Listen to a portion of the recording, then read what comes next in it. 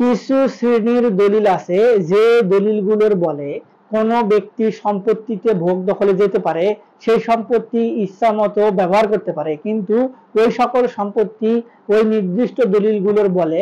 আপনার কখনোই মালিকানা অর্জন করতে পারে না। তো আসুন আজকে আমরা এই বিষয়টি নিয়ে একটু আলোচনা করি। তবে ভিডিওটি শুরু করার আগে আপনি যদি আমার এই চ্যানেলে আজকেই প্রথম হয়ে থাকেন, তাহলে এই ধরনের আইন বিষয়ক নানান ধরনের গুরুত্বপূর্ণ ভিডিও পেতে আমাদের চ্যানেলটি সাবস্ক্রাইব করে রাখবেন। আর যদি নিয়মিত হয়ে থাকেন তাহলে লাইক, কমেন্ট, শেয়ার করে আমাদেরকে অনুপ্রেরণা দিবেন। সম্পত্তি মালিকানা অর্জন করার জন্য দলিল তৈরি করে সম্পত্তিতে ভোগ দখল যাওয়া কিন্তু অত্যন্ত গুরুত্বপূর্ণ। আর এই ভোগ দখলে যাওয়ার জন্য কিছু কিছু দলিল যদি আমরা তৈরি করে সেই সকল সম্পত্তিতে ভোগ দখলে যাই, তাহলে পরবর্তীতে ওই সকল সম্পত্তির যে অরিজিনাল মালিক, অর্থাৎ যার কাছ থেকে আপনারা সম্পত্তি হস্তান্তর করে নিলেন, সেই সকল ওয়ারিশ কিংবা সেই সকল মালিক কিংবা সেই সকল মালিকের পরবর্তী প্রজন্মরা এসে কিন্তু ওই সকল সম্পত্তির মালিকানা দাবি করতে পারে। পরবর্তীতে তৈরি হতে পারে নানান ধরনের ঝুট ঝামেলা। আর এই দলিলগুলোর মধ্যে উল্লেখযোগ্য হিসেবে যদি আমরা দেখতে যাই, তাহলে প্রথমেই আপনার আসে সেটি হলো, ধরুন আপনি একটি ওয়ারিশান সম্পত্তি আপনার ভাগে পেয়েছেন। এখন পরবর্তীতে আপনি সেই ওয়ারিশান সম্পত্তির থেকে কিছু অংশ আপনার অন্য কোনো ওয়ারিশকে আপনি সেটি দিয়ে দিলেন, কিংবা তার কাছে বিক্রির উদ্দেশ্য নিয়ে তার কাছে কিছু অর্থ নিলেন, এবং বিনিময়ে তাকে আপনি তার নামে ওই নির্দিষ্ট সম্পত্তিটি আর রেকর্ড খতিয়ে এনে তার নাম উল্লেখ করে দিলেন। এখন এই যে রেকর্ড খতিয়ে এনে উল্লেখ করে দিলেন, এই রেকর্ড খতিয়ে এনে উল্লেখ করে দেওয়ার আগে যেভাবে আপনার রেকর্ড খতিয়ে এনে আসতে হয়, অর্থাৎ দলিলের বলে সম্পত্তি রেকর্ড খতিয়ে এনে আসতে হয়, সেই দলিলটি তাকে তৈরি করে দিলেন না, কিংবা সেই দলিলটি তিনিও তৈরি করে নিলেন না। এখন এই যে গ্যাপ থেকে গেল দলিলের, এই গ্যাপের কারণে পরবর্তীতে যদি ওই ব্যক্তির নামে আপনি আপনার রেকর্ড খতিয়ে এনে কোনো জরিপ কর্মকর্তাদের সঙ্গে কথা বলে কিংবা ভূমি অফিস থেকে কোনো সেটেলমেন্টের মাধ্যমে তার নামে ওই রেকর্ড খতিয়ে এনে নাম উল্লেখ করে দেন, তাহলে ওই ব্যক্তি ওই রেকর্ড খতিয়ে এনে বলে তাৎক্ষণিক হয়তো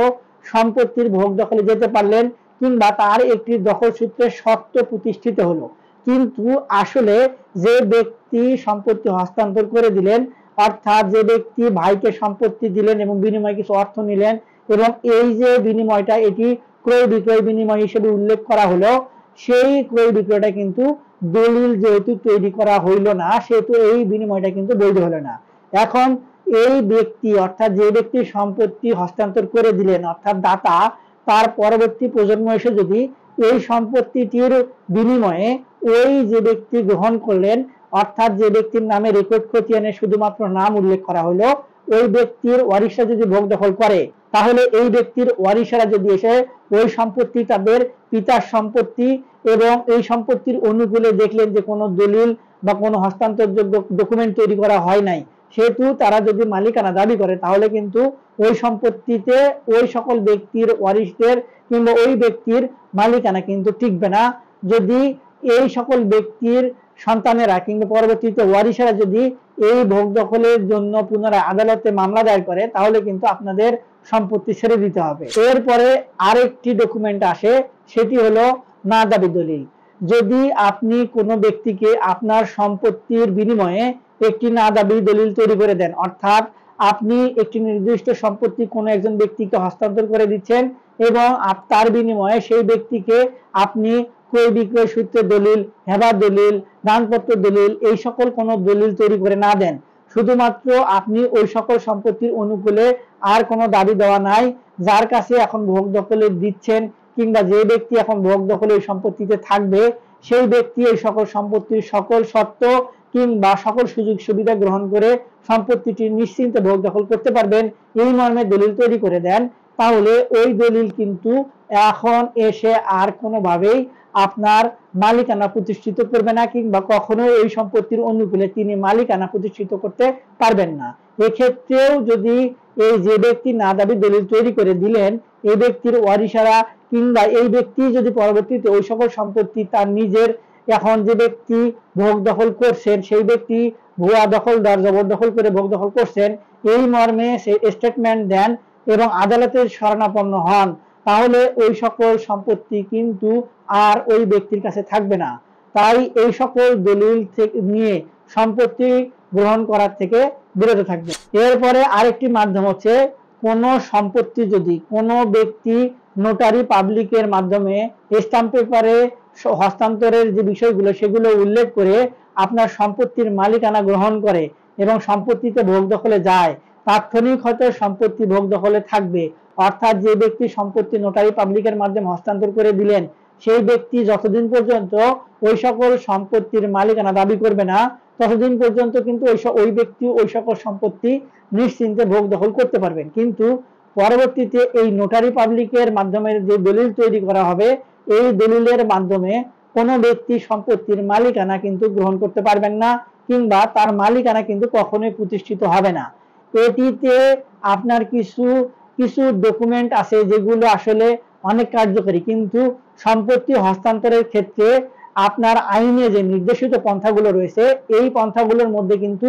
এই নোটারি পাবলিকের মাধ্যমে সম্পত্তি হস্তান্তর, এই হস্তান্তরটা কিন্তু উল্লেখ করা নেই, কিংবা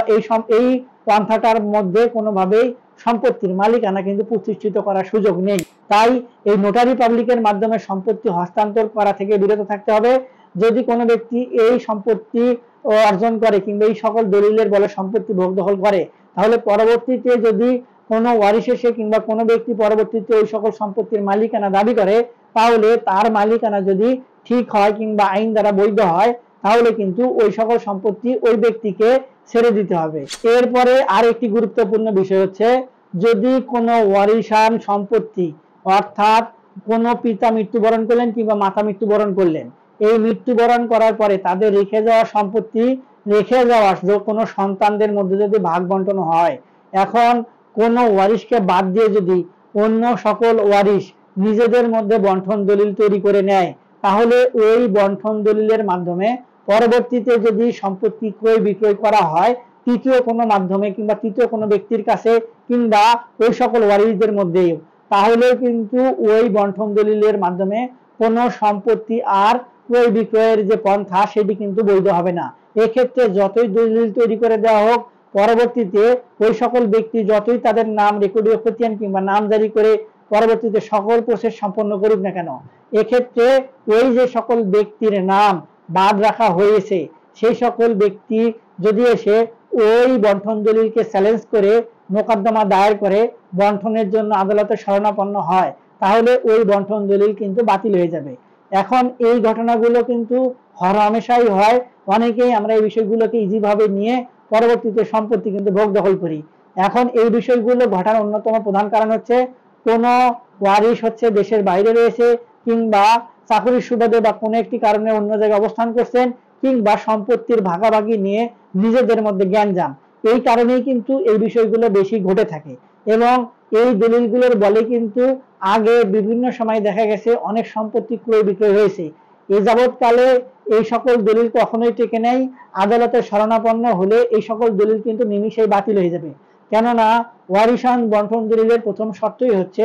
সকল ওয়ারিশদের সেই দলিলে অংশগ্রহণ থাকতে হবে এবং অবশ্যই সম্মতি থাকতে হবে। এখন এক্ষেত্রে আরো বিষয় বলা হচ্ছে যে, যদি কোনো ওয়ারিশের অনুপস্থিতিতে তার নাম ওয়ারিশান বন্টন দলিলে উল্লেখ করে তার অসম্মতিতে তাকে কিছু সম্পত্তি দিয়ে দলিল তৈরি করে দেওয়া হয়, এখন পরবর্তীতে এসে যদি সে এই বন্টন দলিলটি অস্বীকার করে এবং যথাযথ প্রমাণ উপস্থাপন করতে পারে, তাহলে ওই বন্টন দলিলও কিন্তু বাতিল হয়ে যাবে। এবং এখন বলা হচ্ছে যে শুধু বন্টন দলিল তৈরি করলেই হবে না, সেই সঙ্গে সেই বন্টন দলিলটি সাব রেজিস্ট্রেশন অফিসে রেজিস্ট্রেশন করতে হবে। কেননা এই সকল বন্টন দলিল নিয়ে আদালতে কিন্তু প্রচুর পরিমাণে মামলা মোকদ্দমা চলমান রয়েছে এবং সব থেকে বেশি এই ওয়ারিশান সম্পত্তির রিলেটেড মামলাই কিন্তু চলমান এবং এগুলো নিয়ে কিন্তু গ্যাঞ্জাম বেশি দেখা যাচ্ছে। যার কারণেই এই সকল অসংসম্পূর্ণ দলিল দিয়ে কোনো ব্যক্তি যদি সম্পত্তি ক্রয় বিক্রয় করে কিংবা কোনো ব্যক্তি সম্পত্তির মালিকানা অর্জন করে